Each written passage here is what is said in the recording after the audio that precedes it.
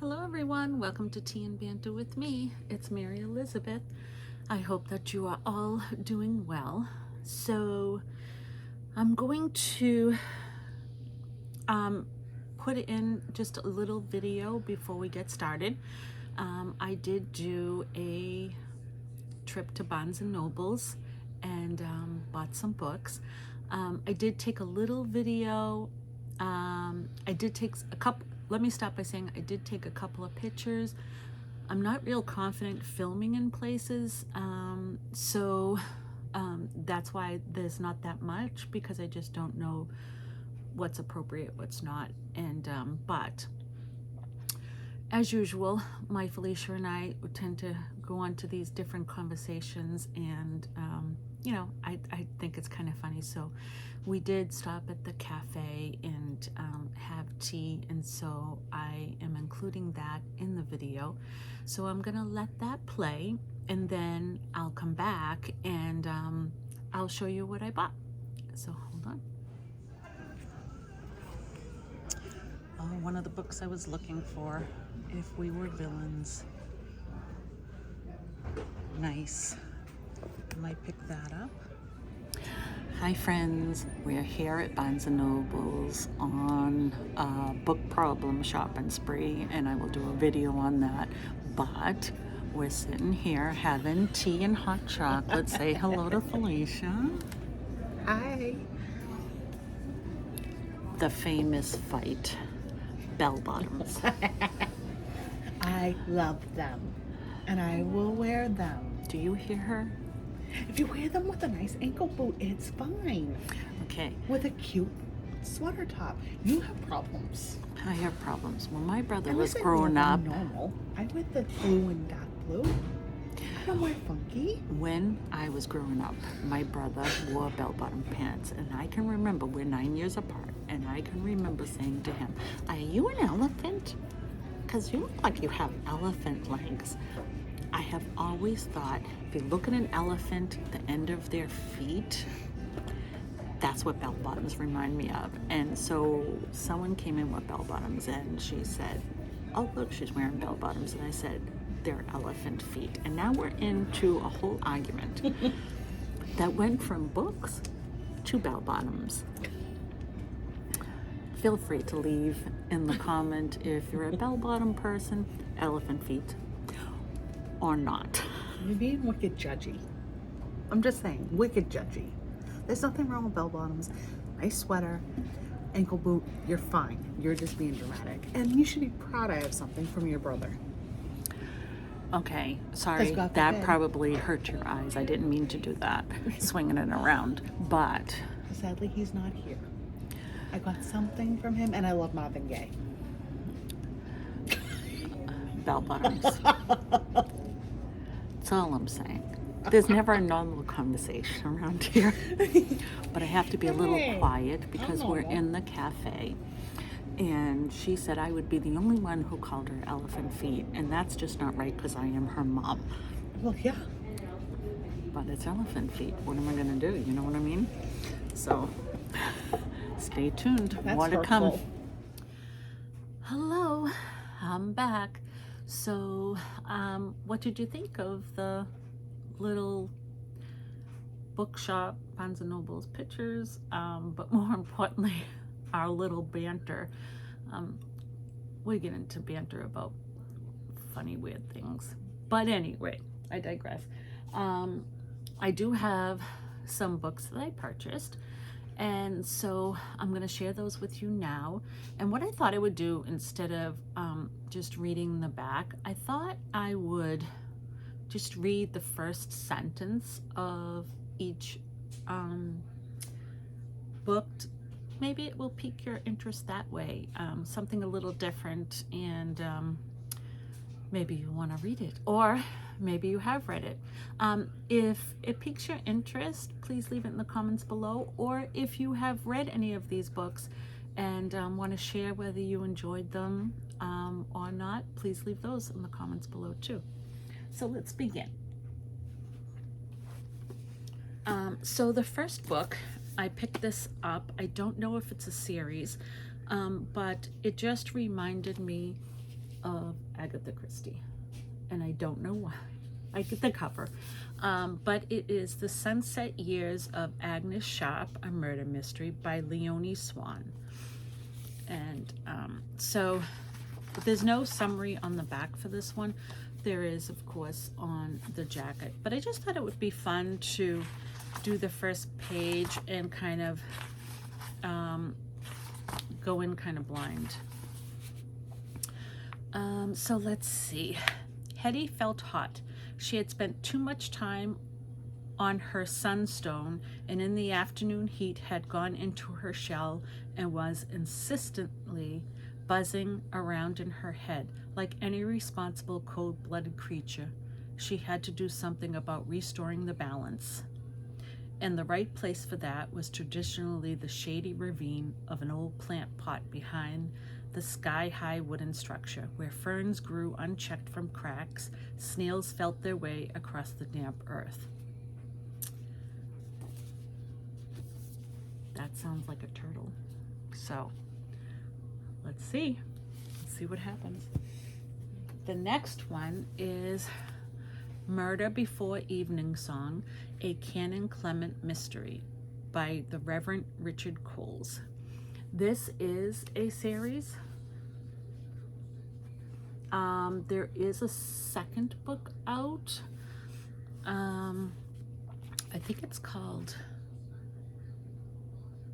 A Death in the Parish or something like that. Don't quote me on it, but there is a second one. So, oh, I like this one. Actually has a map. I like that. Okay, so Canon Daniel Clement, rector of Campden St. Mary, stood in his pulpit looking down on his parishioners. His text was taken from the book of Numbers, the story of the Israelites turning against Moses for leading them not into the promised land, but into the wilderness.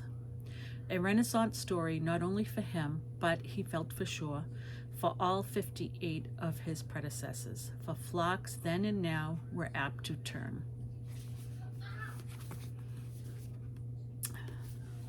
It looks good.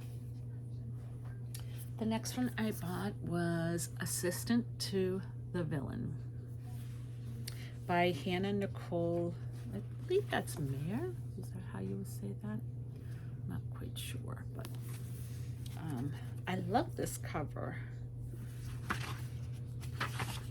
Let's see. Oh, this has a map too. I love the maps in the beginning.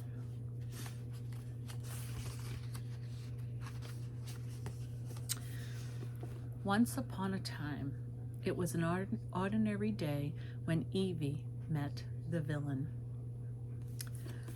I don't think we need to know much more. I'm very excited to read that book. The next one is If We Were Villains, a novel by M.L. Rio. Let's see. I'm deliberately not reading the backs because I do want to go in surprised. I sit with my wrists cuffed to the table and I think, but that I am forbid to tell the secrets of my prison house. I could a tale unfold whose lightest word would harrow up thy soul. The gods stand by the door watching me like he's waiting for something to happen.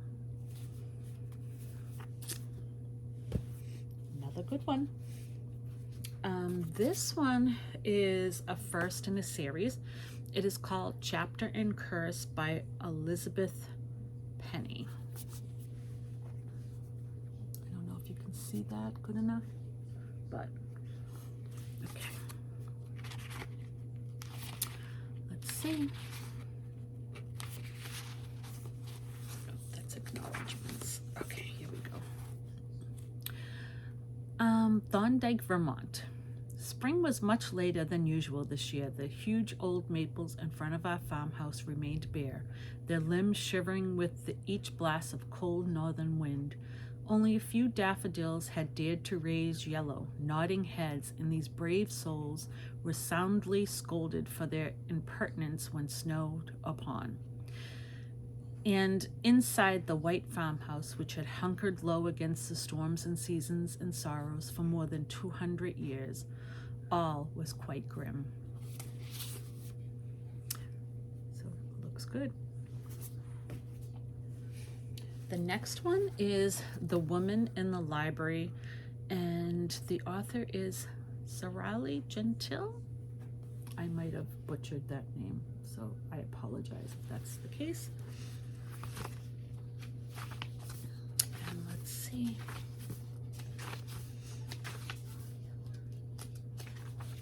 Oh my. Okay. Dear Hannah, what are you writing? I expect you've started something new by now. If not, consider this a nudge from a fan. You have a following, my friend, desperate for the next Hannah Tygon. To paraphrase Spider-Man, with great readership comes great responsibility. Very intriguing. And then I know this one is very popular. This is The Maid by Nita Prose. Let's see.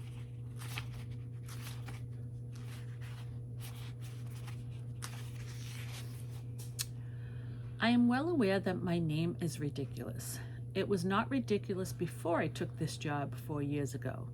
I'm a maid at the Regency Grand Hotel, and my name is Molly. Molly Maid. A joke. Before I took the job, Molly was just a name. I am so sorry.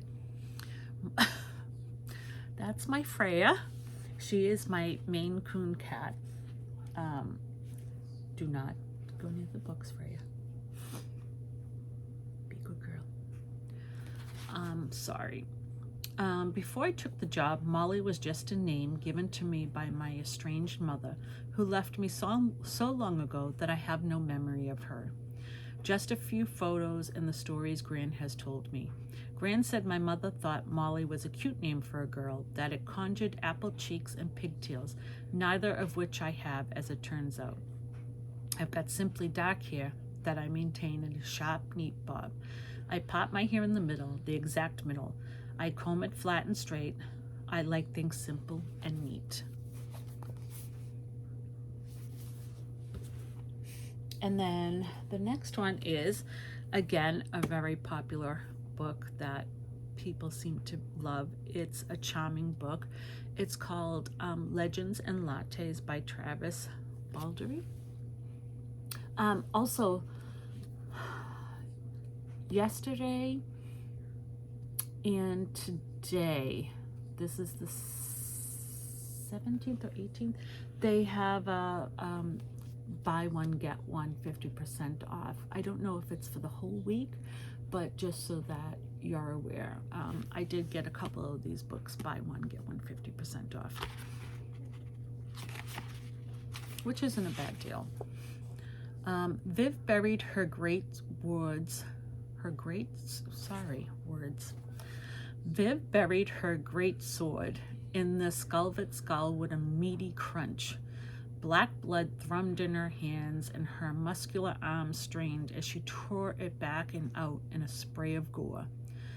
The Skalvet Queen gave a long, vibrating moan, and then thundered to the stone in a heap. That's Legends and Lattes. Then the next one, I thought this was kind of fitting, where it is fall. And this is by Ellery Adams. This is a charmed pie shop mystery called Pies and Prejudice. I thought this was a very cute cover.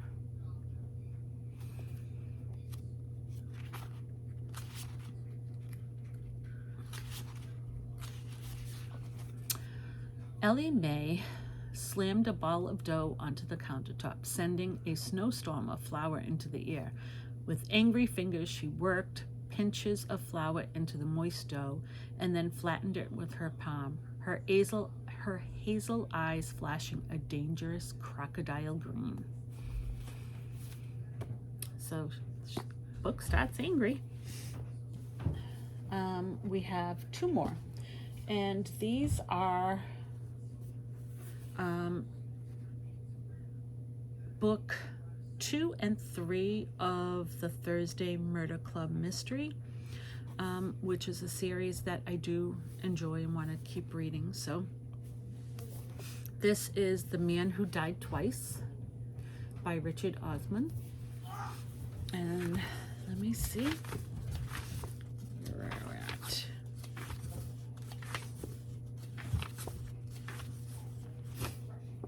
Sylvia Finch wonders how much longer she can do this. 1 foot in front of the other, her suede shoes darkening in the autumn puddles. Death hangs about her like a fine mist. It is in her hair, her clothes. Surely everyone she passes can tell. Will she ever be rid of it? Sylvia hopes so, and she also hopes not. And that is The Man Who Died Twice. The last one I have by Richard Osman is The Bullet That Missed. And then there's one that I'm not sure is out yet, but it's supposed to be out in September, and it's called The Last Devil to Die. I did not see that there, but I can't even remember if I looked for it, because I had quite a lot anyway, so let's see. Bethany Waits understands that there is no going back now. Time to be brave and to see how this all plays out. She weighs the bullet in her hand. So I think this one starts out with a bang. So that is quite the little pile I bought. I think this will definitely take me through the fall, and probably I wouldn't buy any more books till the beginning of the year. One, because this is a nice little stack, and I had already done a previous small haul, as well as I do have, unfortunately, a lot of books on my bookshelves that I still haven't read that I need to get to. But the holidays will be coming upon us, and you know, you have to spend money for there too. So yeah, so I hope you enjoyed this video, and again, our little banter at the bookshop. And until next time, I hope that you are all safe, and I hope you're all loved.